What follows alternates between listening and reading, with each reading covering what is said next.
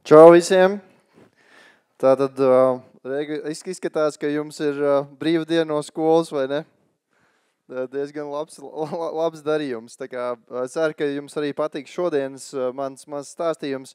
Es parasti pasniedzu universitātēs, bet man ir komandā ļoti daudz jauniešu, kur arī, piemēram, mans CTO, viens tāds tehnoloģija direktors, tā teikt, es viņu sāk strādāt no 11. klases, tā kā attiecīgi viņš jau pelnīja naudu, kamēr viņš vidusskolā gāja, un tagad viņš ir vadītājs. Tā kā visādas iespējas eksistē. Un šodien man īstā doma ir, ko es gribu jums pastāstīt, ir kaut ko varēs arī cilvēki, kas neizmanto mākslīgo intelektu, nesaprot tādās lielās detaļās, bet ikdienā varēs izmantot. ChatGPT visi zina, vai ne? Visiem patīk? Jā? Nē? Jā, visiem patīk ChatGPT. Un rekur, kā robots saka, yes, human, I can write, vai ne? Un attiecīgi mēs tūlīt apstīsimies, kas viņam vēderā ir un kā viņu izmantot super efektīvi, lai beigās visiem ir labi viss. Tad citu, tagad man tā grūti redzēt zālē, bet tagad pamēģināsim uztaisīt vienu jautājumu. Tā kā no jums skolā vēl joprojām uzdod mājas darbus skolotāji, kurus var atrisināt ar ChatGPT vai neuzdod, kuram visiem uzdod. Lieliski! Tātad skolotāji vēl joprojām nav izglītoti, ka mājas darbus nevajag vairāk uzdot, bet attiecīgi, ja kāds skolotājs ir šeit klātsošs, saprotiet to, ka mājas darba ēra ir pagājusi, vairāk mājas darbi, nākamām paudzēm mājas darbi vairāk nebūs. Tad, ja jūs uzdodat mājas darbus, tad tas var būt tikai prezentācijas vai kaut kas tam līdzīgs. Tad, bet, tā kā par labu jums, ja jums tos turpina uzdot, tad izmantojiet uz nebēdu un daboniet desmitniekus. Tātad, rekur, kas ir mākslīgais intelekts? Pirmais, labi, īstenībā, šies būs interesanti. Tātad šo slaidus nerad rādu, un es nezinu, vai jūs redzējuši, bet jūs, lai saprast, kas ir mākslīgais intelekts, pirmā lieta, vai jūs vēl zināt vispār jaunā paudzes, kas ir Scooby-Doo? Kāds zina? Ir arī tāds kaut kāds jaunais Scooby-Doo, vai ne? Nevis šitais vecais. Scooby-Doo ir tāda komanda, kas noķer, Scooby-Doo ir suns īstenībā, bet viņiem ir komanda. Viņi noķer briesmoni, un tas briesmonis parasti terorizē pilsētu, un tā, ka viņam noņem nost masku, tad apakšā, kas ir zem maskas? Kas parasti briesmoņiem zem maskas? Cilvēks, jā, cilvēks. Un tad rekur ir noķēruši mākslīgā intelekta briesmoni, Advanced AI Sofija robotu un noņem nost masku, un apakšā viņš nemaz nav tik briesmīgs. Tur ir if statement, jeb daudzi likumi vienkārši. Un šī ir tā kā līdzība, metafora, jeb mēme. Un tas mans jautājums tagad ir tāds, ja jūs man nepalīdzēsiet, es darīšu tā kā universitātē, ka visiem jācies kājās, bet to nedarīsim, ja? Tad mans pirmais jautājums, cik no jums varētu piekrist tam, kad mākslīgais intelekts nav nemaz tik briesmīgs un tur iekšā ir tikai programmēšanas likumi? Tie paceļ rokas? Tā, un cik no jums nepiekrīt tam, paceļ rokas? Ir tādi, un tad izklausās, ieslēdz gaismu, ideāli darīsim kā universitātē. Visi pieceļās, parādīšu savu metodi, kā man universitātē. Tie, kas nepieceļās, tie būs apkaunoti, ja. Visi ceļās kājās, tad daži grib īpaši izcelties. Tagad tie, kas piekrīt, kad mākslīgais intelekts ir šādi tā kā likumi, tie apsēžās. Gatamies. Tie, kas nepiekrīt skaļi pasaka, kāpēc ne? Nē? Nav nevienam idejas. Labi, sēžās, viss ok. Forši, paldies, kas ieslēdz gaismu zālē. Tad, ja es šo uzdevumu paprasītu biznesa skolā, man visi saka, jā, mākslīgais intelekts ir likumi. Ja es šito paprasu matemātiķiem vai programmētājiem maģistriem, piemēram, visi saka, pilnīgi noteikti nē. Un patiesība ir tāda, ka mūsdienās mākslīgais intelekts ir deep learning, viss balstās tikai caur turieni, un attiecīgi tas nav tā kā lasīt zem ūdens, bet tas ir šitā. Un tas ir labi, ka jūs vēl esat vidusskolā, tad jūs zināt to algebru, daudz, kas vēlāk jau aizmirst.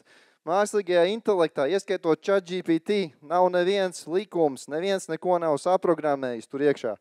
Tur apakšā ir tīra matemātika, tev ir augšā tas, ko Sofija redz, un apakšā tas, ko Sofija dara. Piemēram, varbūtība iet pa labi, pa kreisi teikt labdien vai uz redzēšanos, un pa vidu ir daudz koeficientu. Jūs saprotat algebrā, kas ir koeficienti, ja?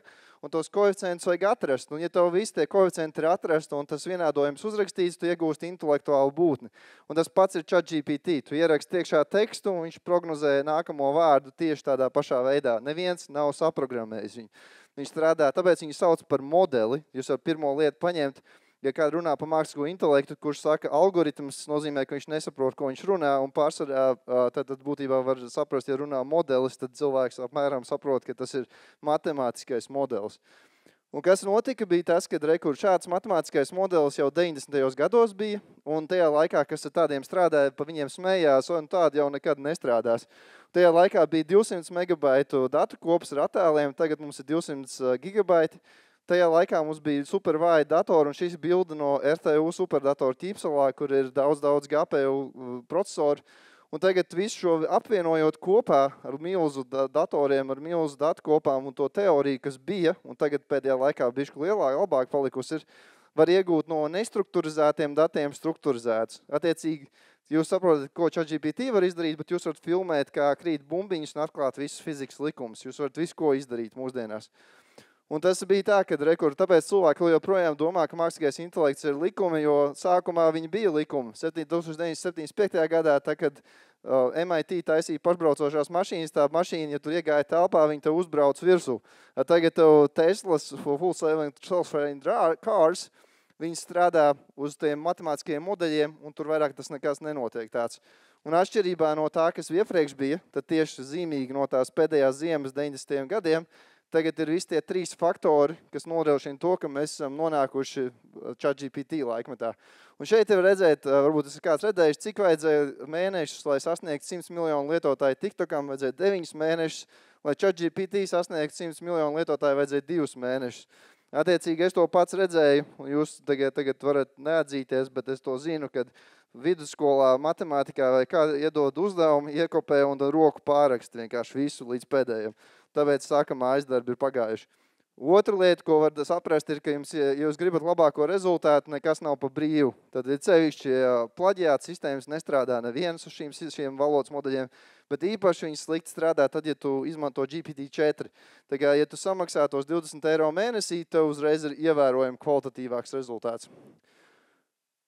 Rekur ir vēl viens piemērs, piemēram, ja tu tikai ieliec studentu, rekur tur eksāmeni Amerikā, tad vidējais studenta rādītājs tur ir višku virs 60% piloto GPT-4 un tu jau dabūni tuvu pie 70-80%. Nozīmē to, ka, un ja tu kopā izmanto, tad ir vēl labāks rādītājs. Un attiecīgi lieta ir tāda, ka mēs esam nonākuši mūsdienās tā, vai nu tu lieto šo rīku un tu esi 80, 70, 90% līmenī, vai nu tu nelieto šo rīku un tad tev pašam jābūt ļoti izcilam. Ja tu esi ļoti izcils, tad tev varbūt nevajag to rīku. Ja tu esi viduvējs, tad visi tie viduvējie tiek priekšā tev. Tā, kas man notiek? Ok. Tad ChatGPT, kur es arī attēlus pats arī ģenerēju ar DALL-E, starp citu, tagad pat ir pieejams, ja tu nopērš GPT-4 to OpenAI licenci, tu vari pārslēgt, ka tu vari ģenerēt attēlus ar DALL-E 3, kas ir ideāli attēli nāk ārā. Tad tas ir kā kalkulators, tad valodas modeļi īpaši, tas var grūti jums to skaidrot, jo jūs paši viņus varat pielietot un ikdienā un automatizēt visu, ko jūs darat, bet tas ir tāda lieta, ko vajag mazliet saprast, cik tas jums ir vērtīgi. Jo iedomājieties kalkulatoru, ja es iedodu 2. klases skolēnam kalkulatoru, ka viņš nemāk vēl reizināt dalīt kārtīgi, tas ir ļoti destruktīvs rīks. Viņš vienkārši, es burtiski zinu bērnus, kas iemācās nospiest pogu, bet nezinu, ko viņa tā poga nozīmē. Savukārt, ja es iedodu kalkulatoru 12. klasē, tas ļoti labs rīks ir, jo tu var 5 par skaidrus rēķināt fizikā. Un tas ir tas pats, kā valodas kalkulators būtībā priekš ChatGPT. Un kādreiz, starp citu, kalkulatori bija šitādi cilvēki. Bija reāli vārds, darbs, kalkulators, ka tu rēķini vienkārši aprēķinas, bet mūsdienās tas visiem ir kabatā. Tas ir valodas kalkulators GPT. Tas, ko viņš dara, viņš vienmēr prognozē nākamo varbūtīgāko vārdu vai daļu no vārda. Piemēram, the color of the sky is blue un not brown. Piemēram, nav brūnas debesis. Vai daudz laimes? Daudz laimes. Redzi, jūs zinat. Jūs esat valodas modeļi. Tad rekur, to viņš dara.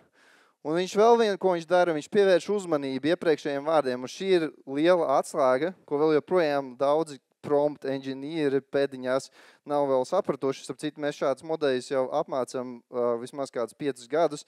Attiecīgi tie cilvēki, kas mācīja viņus lietot senāk, jau varēja iegūt tās īpašības.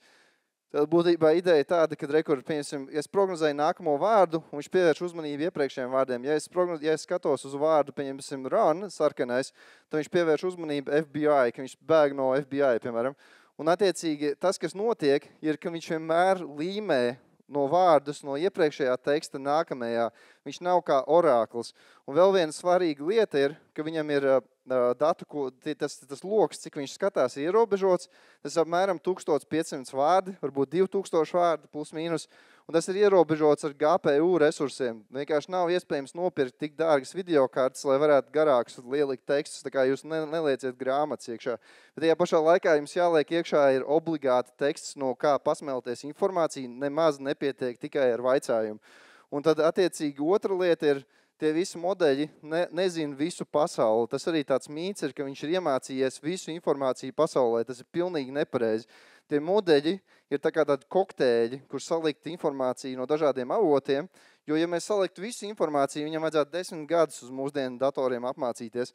Un arī tas pats GPT-4 ir tāds kokteilis, no kura īpaši bīstam ir pasmelties, pieņemsim, vaicājums par tādām globālām filozofiskām vērtībām vai kaut ko tam līdzīgi, jo tas ir konkrēts kokteils. Tad rekur nākamais ir, ja tev ir āmurs, tad tev viss izskatās pēc naglām. Rekur, quiet nail. Ja, tā rekur, bet ideja tāda, ja mums ir āmurs chatbots, jeb tas ChatGPT, to nevar izmantot visam. Un es jums tūlīt parādīšu, kā var izmantot to ideāli, jūs varat atrasināt ļoti daudz lietas savā dzīvē. Tas rīki, kā to izmantot, ir mākslīgā intelekta meklētāji, ģeneratīvie rīki un tad specializētie rīki. Un tas specializētais rīks ir tie paši, kas tie pirmie divi, tikai kāds ir saprogrammējis tā, lai viņi strādā kopā draudzīgi. Un tad ģeneratīvais rīks ChatGPT. Ja es ielieku rekur eseju Latvijas vēsturē jautājums apraksta agrāro reformu, tās iegūmas negatīvās sekas mūsdienās kāpēc, un ja es to izmantoju nepareizi, es šito ielieku ChatGPT un domāju, ka man būs tūlīt eseja. Ļoti nepareizs veids, kā darīt. Rezultāts ir šitāds. Reku man uzraksta garu muļķības un pa vidu augšā vienu gada skaitli 1920. Tas ir veids, kā neizmantot ChatGPT. Jebkurā gadījumā jums jāpērk maksas versija, jūs gribat labus rezultātus, bet šī ar maksas versija arī nav labi. Tad tas, kā izmanto, ir pirmkārt izmanto nevis ģeneratīvos rīkus, bet viņam izmanto meklēšanas rīkus. Ja, kur mēs ejam pie mūsu nedrauga Billa Gatesa, viņam ir tāds chatbing.com, varbūt kāds ir pamēģinājis chatbing.com. Chatbing.com ir meklētājs, kas saprot latviešu valodā, tu viņam uzraksti aptuveni to, ko tev vajag, un tu iegūsi ļoti precīzi informāciju, nekur nespiežot uz nekādiem linkiem. Rekur, piemēram, kāds izskatās agrārā reformu Latvijā faktikā saraksts. Rekur viņš uzģenerēja man ar atsaucēm 5 kaut kādus faktus ar daudz skaitļiem, un rekur apakšā Wikipēdija, vēsture EU un tā tālāk. Attiecīgi varat aizmirst par Google. Es pats Google neesmu lietojis kāds 6 mēnešus, bet tas ir fascinējoši, ka pasaulē vēl joprojām, skatījos vakardien, apmēram tikai 5% internetu lietotāji saprot, ka Google ir jau aizgājis etaps. Un attiecīgi šeit nav jāspiež nekādiem linkiem, paņem informāciju. Es šo informāciju nokopēju pat taisno iekšā ChatGPT, rekur šādi noformēju fakti, tā es lietoju pēdiņas, tāp citu jūs nezinājāt, ChatGPT strādā nevis tā kā cilvēks, nevis tā kā orākls, bet viņam ir valodas kalkulators, viņam vajag ļoti precīzi nodefinēt visus. Tad fakti, calls, pēdiņas, liek iekšā to informāciju, apakšā jautājums, tas pats jautājums, un vēl beigās es nodefinēju angļu valodā. Write the answer in one paragraph using factual reference, varētu pielikt klāt Latvian academic style, jo angļu valodu viņš saprot vislabāk, bet faktus var likt latviski. Rezultāts šāds. Atbilde pilna ar visiem skaitļiem, kas bija faktos. Uzreiz varat redzēt, ka ChatGPT nav orākls, bet ir tāds tā kā improvizācijas mākslinieks. Par meklētājiem runājot, reku šeit ir līkne, cik Google meklētāju trafiks ir pat samazinājies. Attiecībā pret Bing tas bija tikai vēl marts, tagad ir vēl sliktāka situācija Google. Un attiecīgi šeit var redzēt, tad ir ChatBing, Perplexity, ChatU, tie ir risinājumi, kurus jūs izmantojot, varat sev ietaupīt ļoti daudz laika meklējot lietas. Kur tālāk vēl viens. Mēs varam, kā mēs vēl varam uzlabot to promptu, jeb vaicājumu.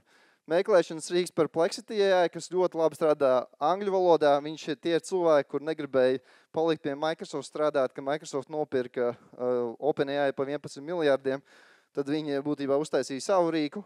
Un šis rīks ir lielisks tieši uz angļu valodu. Un es paprasu, iedodiet man piemērus, kā izskatās jautājumi un atbildes vēstures eksāmenos, piemēram, Lielbritānijā pat 2020. gadiem. Un viņš man iedod angļu valodā piemērus, kā man vajadzētu eksāmenā rakstīt. Es tos piemērus pielieku klāt. Es uzrakstu augšā konteksts, jautājums Latvijas vēstures eksāmenā, fakti, tie dati, example questions, example answers, beigās question un tad right answer. Jūs jau redzat, cik garš paliek tas viss prompts, bet tas ir vienīgais pareizais veids, kā izmantot ChatGPT. Tātad, tas, kas internetā ir sarakstīts pilns ar to, ka tev vajag visādos veidos prompts ģenerēt, mēs esam publicējuši vairāk zinātniskās publikācijas par šo tēmu, bet jums var pateikt, tas ir pilnīgi nepareizs veids, kā uz to skatīties. Tātad, tas, kas viņš ir improvizācijas teātris, viņš nav orākls. Viņš ir kā valodas formatētājs. Tev būtībā tā kā valīs savāc miskasti, tu var vienkārši samest visādus tur paragrāfus. Mani studenti visi izmantoja, lai rakstītu visādus zinātniskos darbus, paņem no visādām publikācijām paragrāfus, samet kopā, saglabā viņa atsaucas, pasaka, uzģenerē man 2 paragrāfus, un tev iznāk skaisti 2 paragrāfi. Tā viņš strādā. Un tas viss ir tā kā tāda Lego gabaliņa, un šeit jums ir formula, par ko citi cilvēki maksā, nezinu, tur 500,000 eiro. Jums tā ir iespēja tagad redzēt pa brīvu. Tātad šeit ir konteksts, persona, var pielikt personai īstenībā ļoti maz nozīme personām, tikai tad, ja tur ir kaut kāds ļoti slavenas personas, vai arī, ja tie datos iekšā ir tā informācija pielikt klāt faktos. Tad ir fakti, tos mēs saņemam no meklētāja, iekopējam paraugi, iekopējam no meklētāja. Ja kāds no šiem gabaliņiem nav, tāpat strādās, bet labākais rezultāts būs tā, ka visi būs. Formāts, tu var paprasīt tabulu iegūt, tonis, tu var paprasīt iegūt, piemēram, dusmīgā tonī vai akadēmiskā stilā uzdevums, un tad tu aizsūti uz GPT, tad ir rezultāts, un tad ir saucās tādi papildus vaicājumi, jeb tree of thought un tā tālāk, ko var pielietot. Tad galvenā likumi. Katru vaicojumu sākam jaunā sesijā. Tas, ka tu tur turpini kaut ko rakstīt, tikai pa sliktu nāk, jo viņš to sāk kopēt visu no iepriekšējiem. Uzdevums un atslēgas vārdus rakstīt angliski. Uzdevums sākt ar darbības vārdu, lieliem sākuma burtiem visus tos atslēgas vārdus rakstīt, jo viņš uzskata, ka tās ir klases. Vairāk vārdus, faktus, pieņemsim, atdalīt ar pēdiņām, visus, ko vajag atdalīt ar pēdiņām, pieņemsim, faktus, piemērus, visu ar pēdiņām atdala. Jo tas nav tā kā cilvēks, tas ir valodas formatētājs. Izlabot gramatiskās kļūdas, jo, ja tu neizlabos, viņš sapratīs, bet būs sliktās rezultāts. Strukturizēt vaicājumu, dot faktus, piemērus un atcerēties to, kad ir ierobežojumi. Tu nevar bezgalīgi daudz to darīt. Es, piemēram, atveru Google Docs un skatos, cik daudz vārdu man ir vaicājumā. Te, ja man ir 2000 vārdu vaicājums, viss salikts būs baigi labais rezultāts. Tad, kur te ir piemēri kontekstam, var paņemt, piemēram, Steve Jobs, kam ir daudz, ir, piemēram, visi tie piemēri. Uzņems šeit formatējumu, un te var parādīt, piemēram, var noformatēt kā kaut kādu tur, piemēram, e-pastu, Twitter feedu vai piemēram, CSV, vai vislabākais man patīk par paprasīt, ka tu vari iezīmēt izmaiņas boldā, ja tu, piemēram, liec kaut ko pārfrāzēt un tā tālāk. Un šeit ir varbūt vēl pēdējais tāds, kamēr man vēl brītiņš laika ir, tāds uzdevums arī loģikas uzdevumiem, rekur. Man bija 5 palagi vai 5 drēbes, es viņas uzliku izžāvēties, tas paprasīja 5 stundas. Cik ilgi man izžāvēsies 30 palagi? Kāda atbilda? ChatGPT GPT-4 domā, ka 30 stundas izžāvēsies.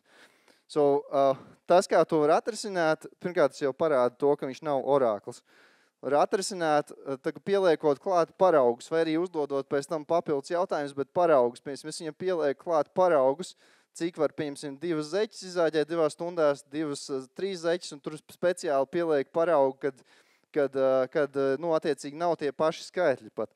Un beigās tad viņš man iedod pareizi atbildi, bet, tā pa pusē. Tā kā jūs redzat, kad viņš līmē visu kopā un viņam nav tā sapratne. Tad ir vēl var visādus šādus te jautājumus pielikt beigās, bet tas jau ir tāds papildus uzdevumi.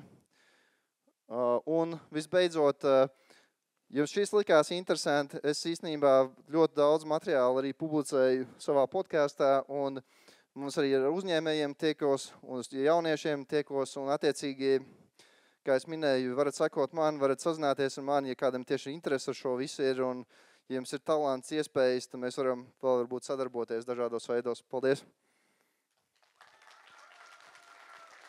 Super! Nemūc. Es tev gribu pateikt lielu paldies, ka tu mums tik forši parādīji, kas un kā ar to mākslīgo intelektu. Tad tev paldies no Liepājas pašvaldības. Lai viss izdodās. Lai mākslīgais intelekts zeļ un plaukst. Evalds taču ir super, vai ne? Ok. Starp citu, superīgs podcasts, Evald. Es arī skatos. Nice. Tā saprotam un aizraujoši un interesanti. Ok, tā. Es domāju, ka uz šīs jaukās nots mēs varētu bliest tālāk.